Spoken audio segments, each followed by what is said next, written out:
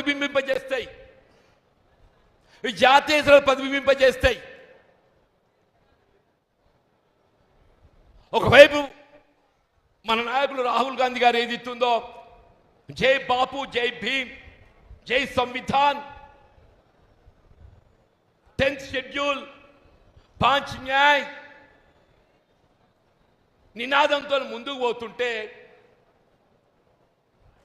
నీరుగార్చే విధంగా నాకు ఆశ్చర్యం ఏంటంటే సికింద్రాబాద్ ఇంటెలెక్చువల్ కాన్స్టిట్యున్సీయా, దానా నాగేందర్ గారిని అభ్యర్థి చేయదలుచుకుంటే ఆయన అసెంబ్లీకి రాజీనామా చేయించి పెడితే అయిపోతుండే కదా.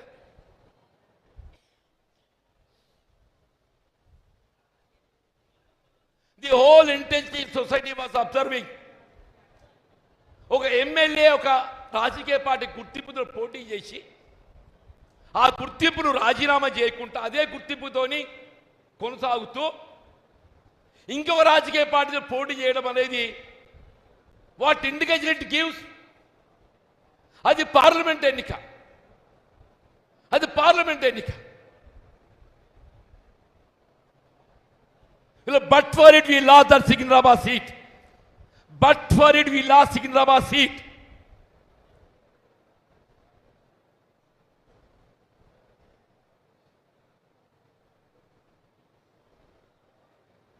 చేవలాడో రంజిత్ రెడ్డి, అక్కడ ముందు సునీతారెడ్డి, పాపం అమ్మాయి మహేందర్ రెడ్డి ఆ ప్రాంతంలో అనౌన్స్ చేసిండే.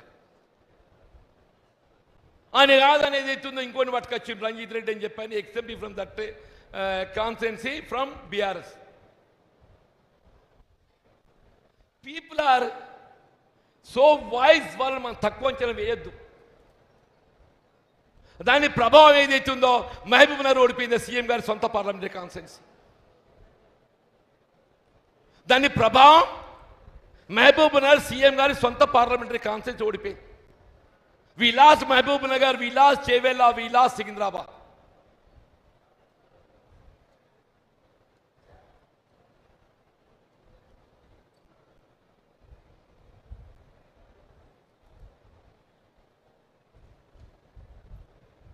అంటే ఇవాళ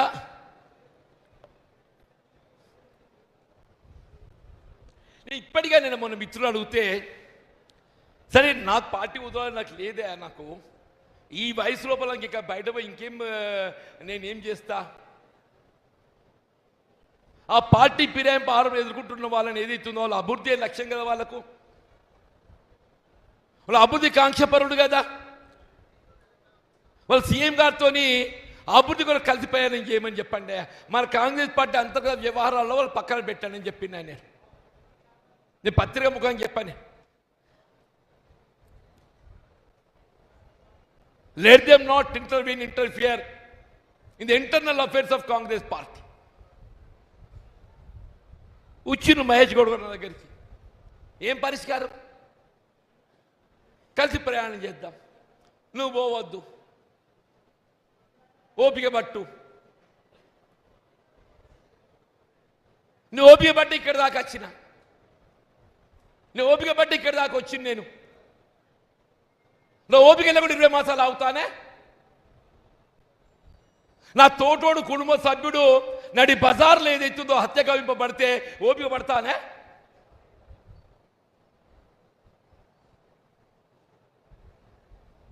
ఇరవై మాసాలు ఏదైతుందో నన్ను అన్నిట్లో కించపరుస్తూ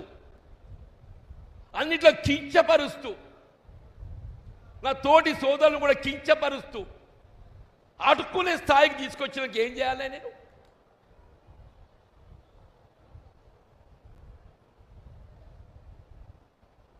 అడుక్కునే స్థాయికి పట్టుకొచ్చినాక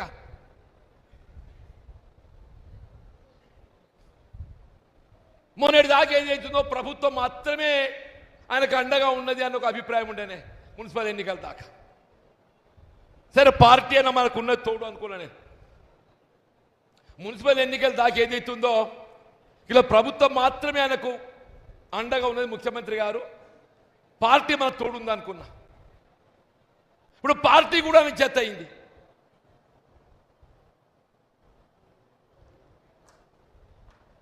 ఇప్పుడు పార్టీ కూడా ఆయనకు చెత్త అయింది. ప్రభుత్వము పార్టీ